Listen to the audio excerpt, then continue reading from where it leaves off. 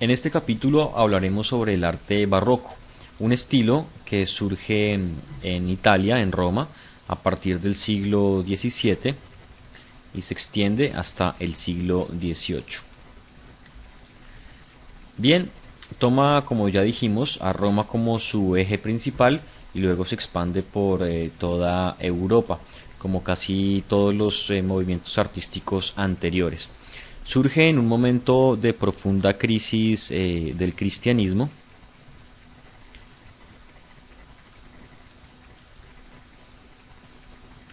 en una sociedad y en un momento en el cual la sociedad estaba mirando con gusto todo el tipo de lujos y placeres extravagantes.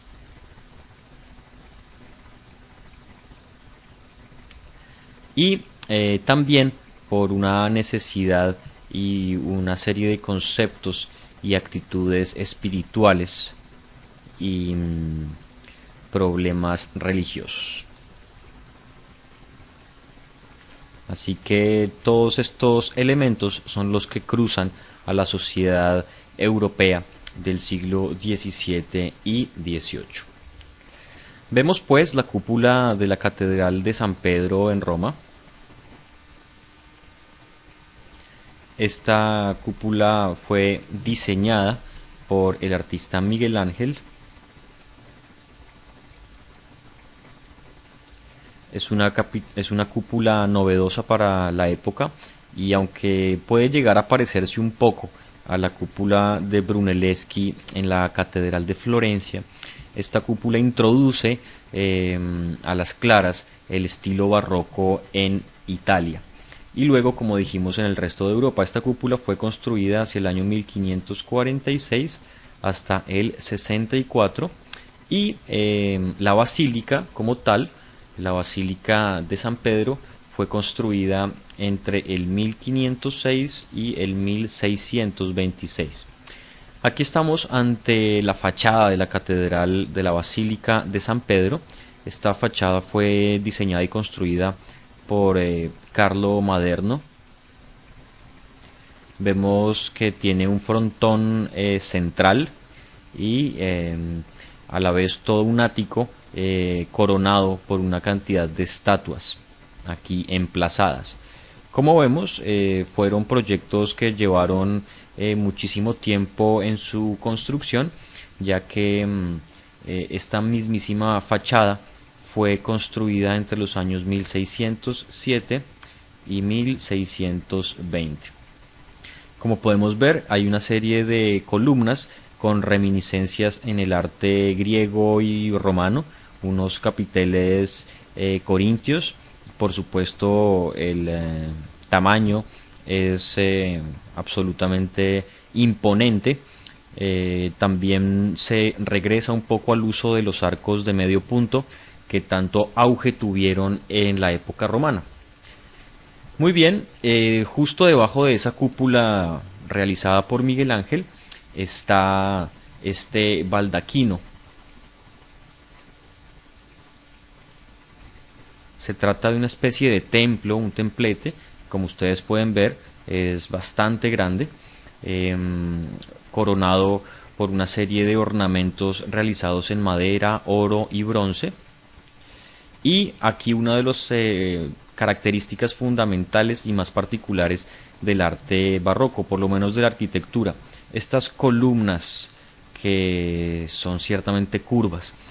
Se aleja un poco esa idea de representar columnas con un fuste recto y se introduce esta especie de remolino o de molinete que va subiendo y le va dando por supuesto un dinamismo y un ritmo que no había tenido antes ninguna columna, por lo menos en Italia y en Europa. Este baldaquino es construido por Gian Lorenzo Bernini. Bernini, si no la más importante figura del barroco italiano, una de las más importantes, contó con un equipo muy grande de artesanos y colaboradores y fue uno de los genios artistas y arquitectos de este periodo en Roma. Este baldaquino fue construido hacia 1624, también en la Basílica de San Pedro. Aquí, como podemos ver, en conjunto la basílica, la cúpula diseñada por Miguel Ángel, la fachada y el pabellón también construido por el señor Maderno, está por Miguel Ángel, y esta importante modificación o este aditamento que después le da una característica importante a esa plaza de San Pedro, que son esta serie de columnas flanqueadas por una cantidad muy importante de esculturas, de estatuas, que representa justamente los brazos de la Iglesia Católica. Esta plaza, este diseño fue ideado por el señor Bernini.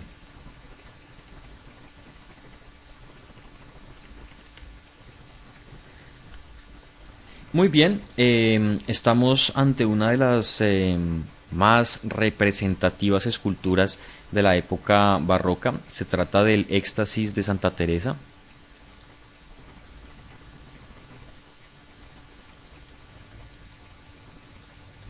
El Éxtasis de Santa Teresa es un mármol esculpido por Bernini entre el año 1647 y 1651. Bernini fue un escultor muy prolífico, con bastantes obras, ya que contaba con un muy buen equipo de trabajadores.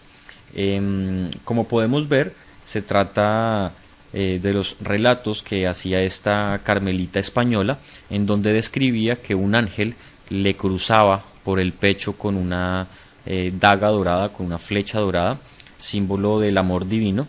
Y como vemos, este ángel sonriente toma a Santa Teresa y esta, con un gesto de éxtasis y de placer, se muestra en este justo momento en el que el ángel va a atravesar su pecho con esta daga dorada.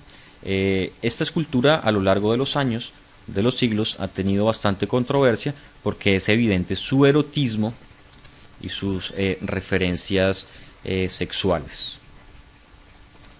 Muy bien, estamos ante Dafne y Apolo.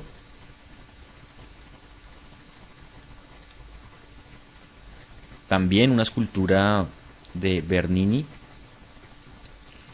Como podemos ver, se trata de un tema mitológico griego, de nuevo, un tema persistente a lo largo de los siglos. Esta escultura data de 1628 al 1622 al 1625. Podemos ver que una de las introducciones más importantes de la escultura barroca es el dinamismo. A diferencia de ese hieratismo de la escultura del medioevo, podemos ver que hay una cantidad de líneas compositivas que lograr esto en mármol sencillamente fue una proeza y un logro absolutamente importante para los escultores del barroco, en especial Bernini, que fue uno de sus más dignos representantes. Podemos ver la cantidad de líneas compositivas y todo el dinamismo que toma la escultura.